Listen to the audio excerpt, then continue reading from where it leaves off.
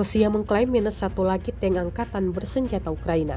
Hal ini diungkap usai mereka menyerang tank tersebut. Rekamannya diunggah di Telegram Kementerian Pertahanan Rusia pada Selasa, 7 Januari 2025.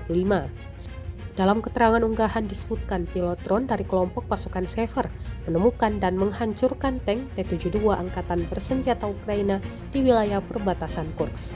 Rekaman pemantauan objektif menunjukkan serangan langsung dari drone tempur terhadap tank angkatan bersenjata Ukraina dan menyebabkan ledakan.